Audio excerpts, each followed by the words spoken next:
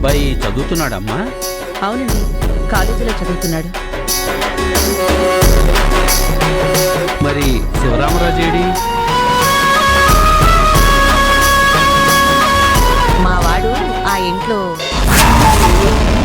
Aunty, వదినా ఆయన వస్తున్నారా? చెప్పాను వదినా, వస్తున్నాను.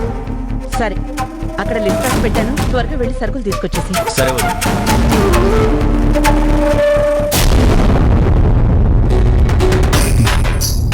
ఏంటండి అంత తొందర? వెళ్ళాలి లలిత. ఇప్పుడేగా వచ్చింది.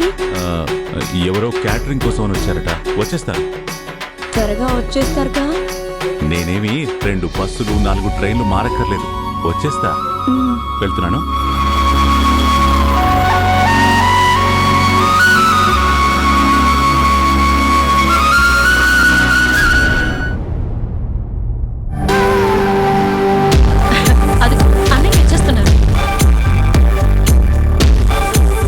నమస్తే బాబు.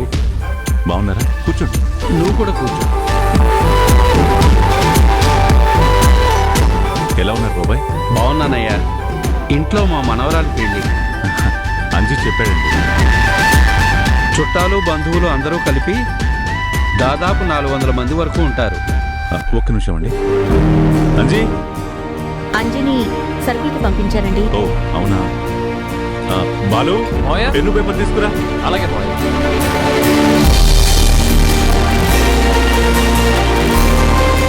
కూర్చోరా. ఆయన లిస్ట్ చెప్తారు, నువ్వు కొంచెం రాసుకోరా. సరే మావయ్య, చెప్పండి.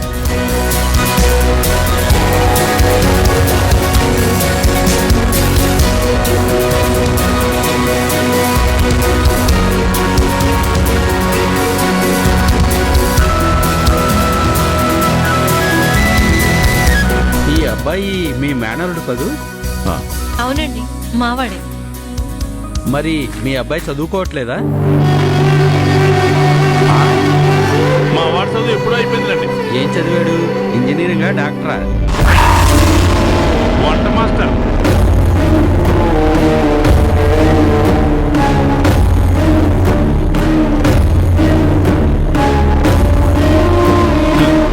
తండ్రిగా నేను కూడా ఏ ఇంజనీరో కలెక్టరో చదువుతాడు అనుకున్నాను.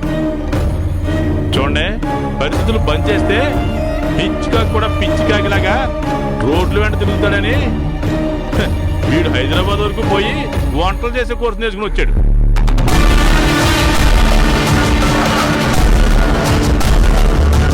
అదేమైనా తప్ప ఏంటయ్యా?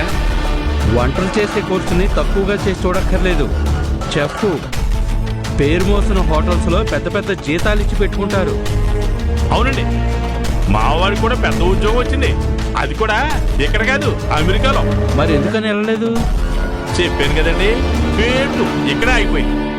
నాన్న, ఇప్పుడు నా గురించి అవసరమా? అవురే, ఆయన అడుగుతుంది నీ గురించే కదరా. నా గురించి అయితే బోళం చరిత్రను చెప్పుకోవడానికి, మరి నీకు చెప్పుకోవడానికి ఏముంది?